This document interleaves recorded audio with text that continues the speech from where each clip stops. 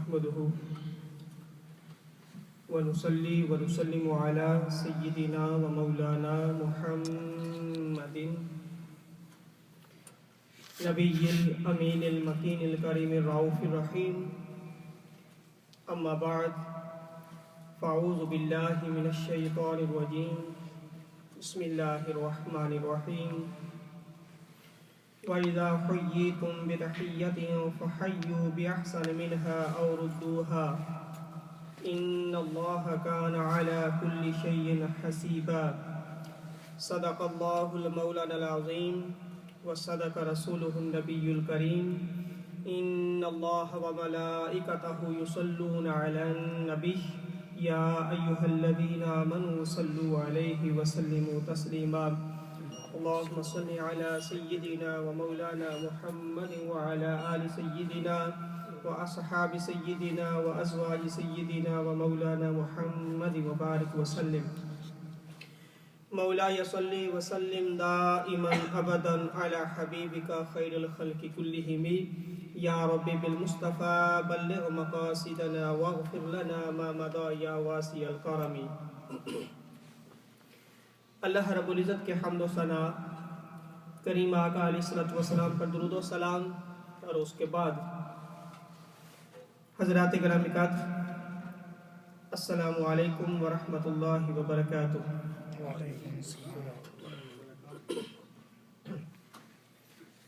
سلام کہنا سنت مبارکہ ہے اور جواب دینا اس کا واجب ہوتا ہے، تو اس لیے سلام میں پہل کریں گے تو سنت ادا ہوگی، حضور علیہ الصلوۃ والسلام کی سنت ادا ہوگی، اور جواب دیں گے تو اللہ کا حکم، جو اللہ کا آرڈر ہے واجب، وہ پورا ہوگا. اور واجب شرعی لحاظ سے اگر ادا نہ کیا جائے تو بندہ گناہگار ہوتا ہے. آج کا موضوع سخن بھی یہی ہے، ایک مسلمان کے دوسرے مسلمان پر حقوق، ایک بندے کے فرائض اور دوسرے کے حقوق. اس کے لیے سورۃ النساء ورس نمبر 86 اللہ رب العزت نے ارشاد فرمایا، وَإِذَا حُيِّيتُم بِتَحِيَّةٍ، جب تمہیں عزت دی جائے، تمہاری تکریم کی جائے، تمہاری تعظیم کی جائے اچھے الفاظ کے ساتھ، بِأَحْسَنَ مِنْهَا، اب تمہاری عزت کی گئی اچھے اچھے الفاظ کے ساتھ، تو تم بھی اس کی عزت کرو. جس بندے نے آپ کی تکریم کی ہے، جس بندے نے آپ کی تعظیم کی ہے، جس بندے نے آپ کی عزت کی ہے، آپ کو عزت دی ہے، آپ کو اس نے عزت دی، تکریم دی، اب آپ کو بھی چاہیے کہ اس سے بہتر الفاظ میں، اس سے اچھے الفاظ میں اس کی عزت کریں. عزت صرف ون سائڈ نہیں بلکہ دونوں سائڈ کی طرف سے، دونوں طرف سے عزت. ایک بندہ آپ کو عزت دیتا ہے، اب عزت کا جواب عزت کے ساتھ ہونا چاہیے. یہ نہیں کہ دوسرے کو غلام سمجھ لیا جائے، یا اس کو ماڑا سمجھ لیا جائے، یا اس کی کوئی مجبوری سمجھ لی جائے کہ اس کی تو مجبوری اس لیے میری عزت کر رہا ہے، اس کو تو کوئی مجھ سے کام ہے اس لیے عزت کر رہا ہے، اس لیے میری تکریم کر رہا ہے. اور اپنے آپ کو غرور میں لے آنا، تکبر میں لے آنا، یہ اسلام کا طریقہ نہیں ہے. بلکہ برابری کے ساتھ وہ آپ کو عزت دے رہا ہے، اب آپ بھی اس سے بڑھ کے عزت کریں، اسی طرح نہیں. جس طریقے سے، جن الفاظ کے ساتھ، جس انداز کے ساتھ، جس ادب کے ساتھ اس نے تمہاری عزت کی ہے، اب آپ کو چاہیے، ہم سب کو چاہیے، اب اس بندے کی جو الفاظ اس نے استعمال کیے تھے، جو انداز اس نے استعمال کیا تھا، اس سے بہتر الفاظ کے ساتھ اس کی عزت کی جائے، اس کی تکریم کی جائے. بِأَحْسَنَ مِنْهَا، خوبصورت الفاظ کے ساتھ، اچھے الفاظ کے ساتھ، عزت والے الفاظ کے ساتھ احسن، احسن کہتے ہیں خوبصورت کو، حسین، حسین الفاظ کے ساتھ، خوبصورت الفاظ کے ساتھ اس کی عزت کرو. اور ردوہا، اللہ کے بندو اگر اتنا بھی نہ کر سکو تو کم از کم جو لیے تھے الفاظ وہ تو واپس کر دیا کرو. یعنی اگر سب سے پہلے حکم تو یہ ہے کہ اچھے الفاظ کے ساتھ، اگر اتنا نہ کر سکو تو جتنے الفاظ اس نے کہے تھے اتنے تو کم از کم اس کو لوٹا دو.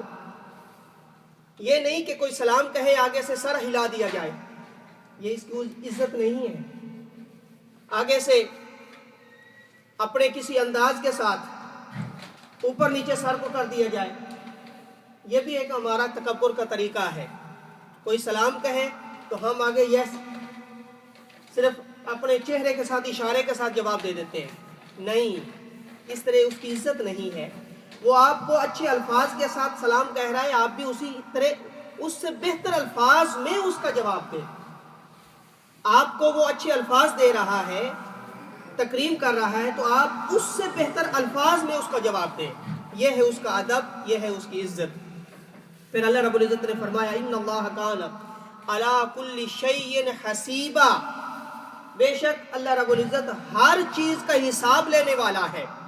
اور قیامت والے دن جہاں باقی چیزوں کا حساب ہوگا، اس کا بھی حساب ہوگا کہ فلاں جگہ پر ایک بندے نے آپ کو سلام کہا تھا اور آپ نے اس کا جواب نہ دیا، اللہ حساب لے گا. فلاں جگہ پر ایک بندے نے آپ کو عزت دی تو آپ نے کیوں نہیں اس کی عزت کی، آپ نے اس کی تکریم کیوں نہیں کی، آپ نے اس کی کیوں آنر نہیں کی، تو یہ حساب اللہ لے گا. اور پھر مسلم شریف کی حدیث مبارکہ اللہ رب العزت ارشاد فرمائے گا قیامت والے دن. حضور علیہ الصلوۃ والسلام نے ارشاد فرمایا کہ اللہ یہ فرمائے گا اے ابن آدم، اب ایک دوسرے کی عزت دیکھیں. ہم نے جو کرنا ہے اللہ کی رضا کے لیے کرنا ہے، اس کا حساب ہونا ہے اس دن. فرمائے گا اللہ رب العزت قیامت والے دن اے ابن آدم، اے بندے، میں بیمار ہوا تھا، تو نے میری عیادت نہیں کی تھی. بندہ کہے گا مولا تو کیسے بیمار ہو گیا، تو تو رب العالمین ہے، اور کیسے تو بیمار ہوا کہ میں تیری عیادت کرتا. تو اللہ کی طرف سے آواز آئے گی بندے تجھے پتا نہیں فلاں جگہ پر ایک بندہ بیمار ہوا تھا اور تو نے اس کی عیادت نہ کی. اگر تو اس کی عیادت کر لیتا گویا وہ میری رضا کے لیے تھی اور مجھے خوش پا لیتا، مجھے راضی کر لیتا. تو نے اس کی عیادت نہیں کی، اس کا مطلب ہے میرا حکم نہ پورا کیا، میری عزت نہ کی. اور پھر اللہ فرمائے گا اے ابن آدم، فلاں وقت پر میں نے آپ سے کھانا مانگا تھا، آپ نے مجھے کھانا نہ دیا. مسلم شریف کی حدیث مبارکہ. بندہ کہے گا مولا یہ کیسے، تجھے بھی کھانے کی ضرورت تھی، آپ نے کب مانگا تھا.